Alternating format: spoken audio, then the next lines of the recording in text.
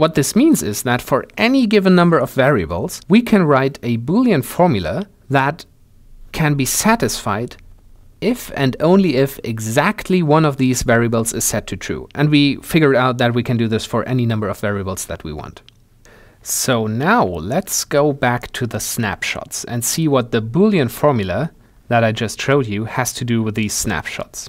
Each snapshot, as we said, basically consists of 3 components. So we have the read-only memory here, which is basically the input. We have the program, and we have the read-write memory for intermediate results and output.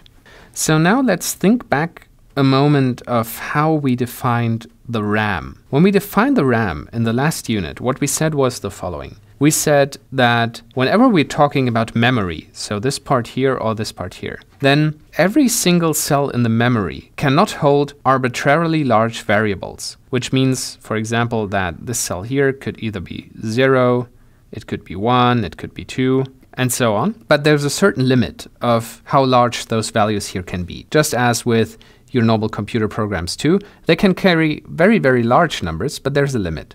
And that limit is some constant. So I'll just write C here. So if you have an 8-bit computer, that constant will be smaller, of course, than if you have a 16-bit computer and so on.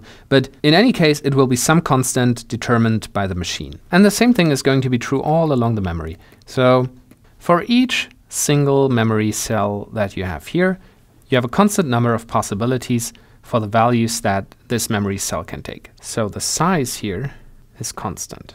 And here it's polynomial in n, as we figured out before. Now what about the program? So for the program we said that, of course, the size of the program, of the algorithm, does not change with the size of the input. So if you look at the program and you write it, as we said, here we've written the code from left to right, but normally you would write it from top to bottom. So if you took this code and wrote it like this, then you would have a constant number of lines in your program, and there would be a certain position on where you are. So again here, there's a constant number of potential positions where you can be in the code. And of course, you just have one code. So there's no polynomial size here. It's just a constant number of code lines.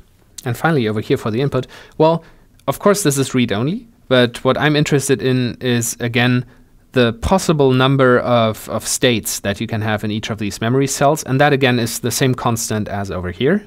And here we have, again, a polynomial in n.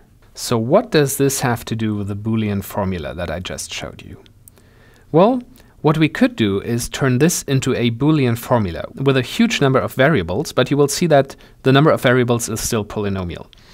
So what are my variables going to be? I'm going to have one variable for each of those black boxes here, and also one variable for each of these here, and so on, and so on, and so on.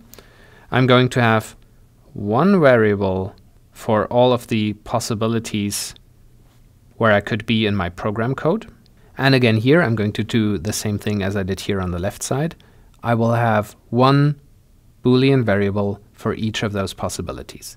And what one of those Boolean variables means is basically, or what I want it to mean is, if it's set to true, it tells me that a memory cell contains that value. So if this variable here is set to true, I want that memory cell up here to contain the value 0. If it's set to 1, I want this one here to contain the value 1. If it's set to 2, I want this one here to have the value 2, and so on. And now you see why the Boolean formula that I just showed you, where you can force just exactly one single variable to be true, is useful in this case. Because if I put all of these variables here into such a Boolean formula, I would have a Boolean formula that can be satisfied if and only if exactly one of those variables here is true. So it tells me uniquely what goes into this memory cell here, as long as it's satisfied. And the same thing over here, and over here, and over here. And now, if I write this Boolean formula for this memory cell here, I write it for this memory cell here, here of course also, and so on.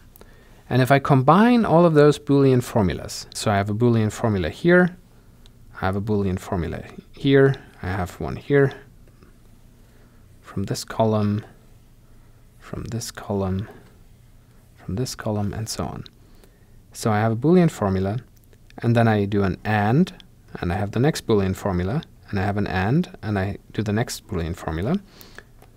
And I continue doing this, and I will also do this here for the program. Then of course I will get a very, very, very large Boolean formula.